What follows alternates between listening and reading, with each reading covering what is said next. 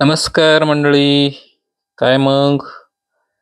आता बरेच जण म्हणतायत कशाला काय बी टाइमपास सांगत बसलाय.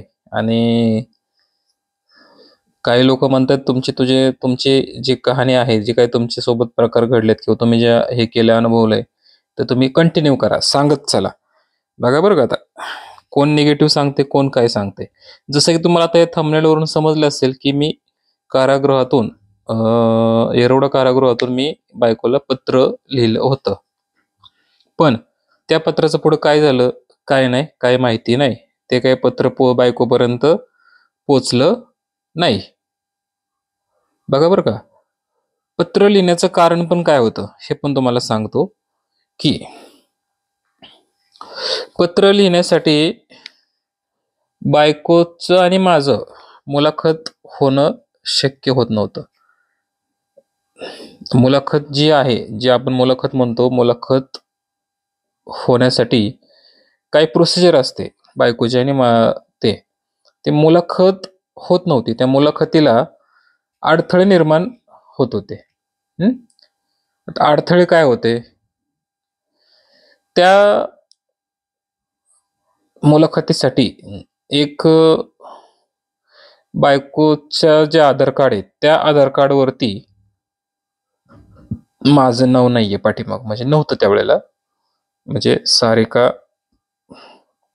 बालाजी घोडके असं नाव नव्हतं त्या त्या आधार कार्डवरती. तिकडचं नाव होतं माहेरी. बर, त्याच्यामुळे मुलाखत ही घ्यायला जमली नाही. म्हणजे तिथं बऱ्याच वेळा ती तिथं येऊन गेली, पण ते काही जमलं नाही. बघा बरं का, मी लय दिवस नव्हतो तिथं, 15-20 दिवसच काय काढले. पण त्या 15 दिवसामध्ये, ज्या 20 दिवसामध्ये जे काय मला अनुभवलंय, ते लय अनुभव, भयंकर अनुभव आलाय. 20 दिवसातली कहाणी मी म्हणतो 2 महिने सांगत बसलो ना मी तरी संपायचे नाही. एवढं काय काय तिथं मी अनुभवलंय त्या 20 दिवसामध्ये. विचार करा मग, लोक 5-5, 6-6 वर्ष, काही लोकांची जन्मठेपी तिथे झाल्या, काही लोकांनी तिथे शिक्षा भोगल्या, आज भोगतायत काही लोक. तर त्यांना किती अनुभव असेल बरं. त्यांना समजा एखादा जन्मठेपेचा आरोपी, एखादा शिक्षास पात्र असणारा व्यक्ती जर बाहेर आला त्यांचा त्याच्याकडे किती अनुभव असेल सांगण्यासारखं. मी तर 15-20 दिवसच काढलेत. आणि बरेच जण म्हणतात की तू काय काय गोष्टी तेच डबल डबल रिपीट करतो. असं नाही, तुम्ही माझे सगळे व्हिडिओ बघा. मी प्रत्येक व्हिडिओमध्ये माझे विषय वेगवेगळे आहेत, वेगवेगळ्या विषयावरती मी बोलतोय.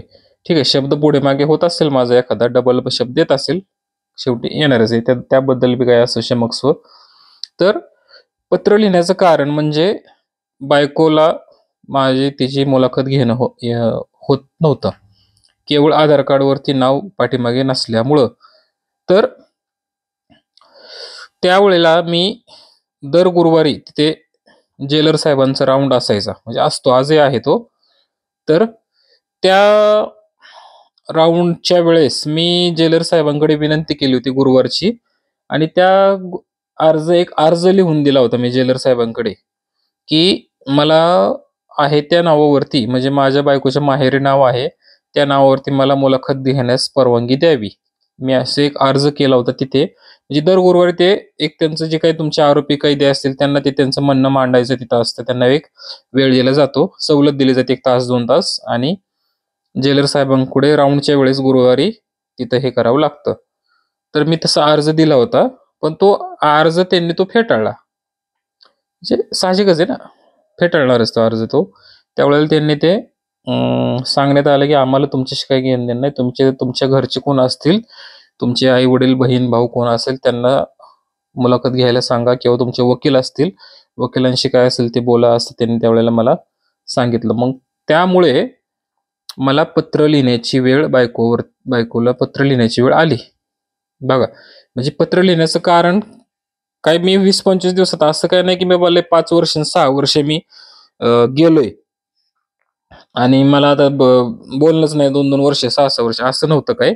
फक्त बाहेर काय चाललंय, प्रोसेस काय, जामिनाची प्रोसेस काय आहे, किंवा काय झालंय का, कोणी काय मदत केली का, कोणी जामिनासाठी जामीनदार तयार झालाय का, किंवा कोणी काही कोण आलंय का का कोणी तुला त्रास दिलाय का मी नसताना, माझ्या पश्चाताप मी तिथं आतमध्ये असताना, की माझं म्हणजे बोलणंच कसलंच नाही ना, 20 दिवस बोलणंच नाही. बाहेर काय चाललंय हे कळायलाच मार्ग नाही.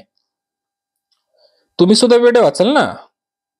तुम्ही जर समजा एखाद्यावर अशी वेळ येऊ नये आतमध्ये जाण्याची कारागृहामध्ये, पण जर वेळ आली आणि जर तुम्ही 8 दिवस, 15 दिवस जर तुमचं कॉन्टॅक्टच काही नाही होत घरच्यांशी आणि बाबा काय चाललंय बाहेर नक्की? जामीन होतोय का? झालाय का? काय कोणी प्रोसेस केलीये का? काय कोणी केलंय का? म्हणजे हालचाल केली का पैशाच-पाण्याची? कोणी जामीनदार बघितलं? हे सगळं बघायसाठी तुमच्याकडे समजा एखाद्यावर आतमध्ये गेला तर ते डोकंच बधीर होणार ना. काहीच नाही कॉन्टॅक्ट. कसलंच कॉन्टॅक्ट नाही. मुलाखत नाही, ना काय कल्पना नाही. मग त्याच्यामुळं मला पत्र लिहिण्याची वेळ आली. तिथे ज्या लोकांचे फोन व्हेरिफाय झाले होते, फोन नंबर्स म्हणजे ते त्यांच्या दर बुधवार आणि शुक्रवार, शनिवार असे 2 आठवड्यातून 2 वार होते. त्या वारात फक्त ते त्यांच्या घरी फोनवरती व्हेरिफाय होते, फोनवर बोलायचे. तर फोन सुविधा आहे तिथे. मग मी तिथल्या स्थानिक तिथे जे काही आरोपी कैदी होते, त्यांना मी माझ्या बायकोचा नंबर दिला तिथे आणि त्या नंबरवर त्यांना सांगितलं, की हा नंबर तुम्ही तुमच्या घरच्यांना द्या आणि घरच्यांना त्यांना तिला फोन करायला हवा, की काय झालंय, काय नाही जामिनाचं, काय. आमच्या भागातले पण काही जण होते तिथं. त्यावेळेला त्यांनाही मी माझ्या बायकोचा नंबर दिला. त्यांनी त्यांच्या मुलाला वगैरे तिथं सांगितलं इकडे ह्या भागात आणि भेटण्याचा प्रयत्न केला. विचारलं, की बाबा जामिनाची प्रोसेस काय आहे, काय नाही. पण तो काही निरोप माझ्यापर्यंत आला नाही. म्हणजे मी सगळे प्रयत्न करून बसलो त्या 15 दिवसात. कारण कुठलाही माणूस मेंटल हा होणारच. लक्षात घ्या. बघा, कुठलाही माणूस हा मेंटल होणारच. 20-25 दिवस जर तुमच्या कॉन्टॅक्टच काही नसेल, काही कल्पनाच नाही बाहेर काय चाललंय, काय नाही. आपलं गुन्हा काय एवढा गंभीर स्वरूपाचा नव्हता. ज्यांनी काय आपल्याला कोणी आतमध्ये टाकलं, त्यांनी सगळ्यांनी शाळा करून आतमध्ये टाकलं ठरवून. हं? बघा, त्या खूप मोठ्या गोष्टी आहेत पुढच्या तर त्या केसेसच्या. त्या तर तुम्ही ऐकलं तर सही करचाल. काय लक्षात घ्या. मला एवढंच सांगायचंय, की मग पत्र लिहायचं. त्या पत्रातून मी तिथून एक कागद घेतला. तिथून 2 त्यांच्याकडे ते जे काय तिथं स्थानिक लोक होते, आरोपी कैदी जे काही तिथे शिक्षा भोगणारे, त्यांच्याकडून तिकिटे घेतले. तिकिटे घेतली ₹5-5 ₹2-2 ती तिकीट त्यांच्याकडनं घेतली. आता आपल्याला काही तिकीट नाही, काय माहिती तिकीट लावावं लागतं, काय असतं. मग ते पत्र लिहायच्या वेळेस तिकीट घेतलं. ते एक फुल स्केपचं त्यांच्याकडे कागद होता. कागद घेतला. कागदामध्ये सगळं लिहायला सुरुवात केली. आता पत्रात काय लिहिलं असावं मी? काय मजकूर असावा? बालिश बुद्धीचा. बालिश मजकूर असेल ना. काय कळणार आहे आपल्याला? म्हणजे कॉन्टॅक्ट न झाल्यामुळे ते पत्र लिहायची वेळ आली होती 20-25 दिवसामध्ये. ते पत्र असं लिहिलं होतं, की त्याच्यामध्ये मी स्पष्ट उल्लेख केला होता, की बाळा तुला कोणाचा त्रास होतोय का? कोणी त्रास तुला देतंय का? त्यावेळेला माझं साडीचं दुकान होतं. त्यावेळेला तिला सांगितलं होतं, की साड्यांचं दुकान वगैरे काय असेल, त्याचं भाडं-बिडं काय असेल, तर त्याचं काही देऊ नको सध्या. भाडं देऊ नको. तुझी तू काळजी घे. मी इथं सुखरूप आहे. मला 2 टाईम खायला मिळतंय, सगळं व्यवस्थित. काय. आता ते पत्र खूप इमोशनल होतं. 20-25 दिवसाचा काळ आहे हा सगळा. त्यामध्ये काळजी घे, व्यवस्थित तू राहा. तुला कोणाचा त्रास नाही. सर्व काही आपण मी आल्यावरती व्यवस्थित करू. तुला कोणाची पैशाची कोणी अडचण देत असेल तर माहेरा फोन कर, सासऱ्यांना फोन कर, मेहुण्यांना फोन कर. त्यांच्याकडून तू पैसे घे. काय लागले तर किती बी घे, काय लागेल तेवढे, पण मला इथून बाहेर काढ. किती बी पैसे कर्ज होऊ दे, 1,00,000, 2,00,000, 3,00,000 होऊ दे. मी बाहेर आलं की काही करून मी ते एखाद्याकडे गहाण राहील, पण ते पैसे मी लोकांचे देऊन टाकल. असं मी त्या पत्रामध्ये मजकूर होता. तुम्हाला सुद्धा ते मजकूर मी जर वाचलं ते डोळ्यात पाणी येईल तुमचे सुद्धा. असा तो मजकूर होता, की काही झालं तरी मला इथून बाहेर काढ. काही होऊ दे. घरदार विक, गाडी विक, मोबाईल काय तुझ्याकडे काय पैसे असतील ते दुकान-बिकान सगळं विकून टाक. पण मला इथून बाहेर काढ. मला इथं थांबायचं नाही. पण मला इथून तू बाहेर काढ. बघा, म्हणजे इतकंही मी त्या स्टेपला इतकं माझ्या ह्याच्यातून मी तिथं 4 एक शब्द लिहिले होते, की मला इथून बाहेर काढ त्या पत्रामध्ये. काय बरंच अनेक अशा गोष्टी आहेत, की त्या मला आता आठवत नाहीत काय काय होत्या अजून. पण ते जर सगळं जर आठवलं तर काय सांगू शकत नाही मी. त्याच्यामध्ये इतकं सांगण्यात आलं होतं की जे काही आमचे मित्र आहेत त्या मित्रांकडे जा, माझ्या मित्रांना फोन कर, त्यांच्याकडनं पैसे बघ कोण देते का, तर त्यांना फोन कर. त्यांचे काही लोकांचे मी नंबर सुद्धा त्यात टाकण्याचा प्रयत्न केला, पण नंबर टाकू शकत नाही आपण तिथे. आणि त्या पत्रामध्ये आपण अशी चुकीची कुणाचे नाव लिहू शकत नाही, कुणाचा मोबाईल नंबर लिहू शकत नाही, कारण तुम्ही आतमध्ये राहून पत्राद्वारे बाहेर काय करताय का चुकीचं काम, का कोणाला काय तुम्ही तुमचं डोक्यात काय विचार दुसरे आहेत का, हे सुद्धा तपासलं जातं काय त्या पत्रामध्ये. तर ह्या सगळ्या कारणांमुळे मी पत्र लिहिलं होतं. अनेक मजकूर आहे त्यामध्ये, पण ते मला आठवत नाहीत आत्ता काय. ते पत्र मध्ये परत त्याच्यात असंही लिहिण्यात आलं होतं की काही अडचण येऊ दे, कसलीही अडचण येऊ दे, घर विकून टाक, काही त्याशी मला घेणं देणं नाही, मला फक्त इथून बाहेर काढ, काही नको मला. आपण व्यवस्थित बाहेर आल्यावर प्रामाणिकपणे आपण कष्ट करू, लोकांचे काय कोणाचे 2 रुपये असतील ते आपण देऊन टाकू, कोणाचंही काही ठेवायचं नाही, हे मी त्या पत्रामध्ये लिहिलं होतं काय. माझा विचार करू नको, मी आता इथे व्यवस्थित आहे, असं काही अनेक काय मला ते आठवत नाही आता एवढं एक्झॅक्ट. पण पत्र लिहिण्याची वेळ का आली हे मी तुम्हाला एक कारण सांगितलं की मुलाखतीमुळं, आणि मला आहे त्या नावावरती मुलाखत घेता नाही आली म्हणून ते पत्र मला लिहायची वेळ आली होती बायकोला. पण ते पत्र काही शेवटी बायकोला मी पार जामीन झाला, जामीन होऊन घरी आलो, 20-25 दिवस झाले, महिना झाला, पण ते पत्र काय घरी बायकोला पोचलंच नाही. बघा, ते पत्र तिथेच अडकून बसलं. व्हेरीफाय झालं, त्यांनी ते वाचलं, मी लिहिलं, आणि लिहिल्यानंतर तिथे जे आपले इन्चार्ज असतात, ते जेलर असतात, त्या जेलरला ते पत्र वाचाय दिलं, कारण ते सगळं वाचून बघतात त्यात काय लिहिलंय का, आक्षेपार्ह काय लिहिलंय का. ते पत्र वाचलं त्यांनी आणि त्याच्यावरती सही केली, आणि ते म्हणले जा पुढे जाऊन त्या टेबलला तिथे जमा कर आणि पोच होऊन जाईल. तर मी तिथून ते त्यांच्याकडनं सही करून पुढे दिलं, आणि ते दिल्यानंतर मला वाटतं 4थ्या ते 5व्या दिवशीच, मला वाटतं 4थ्या दिवशीच जामीन माझा झाला.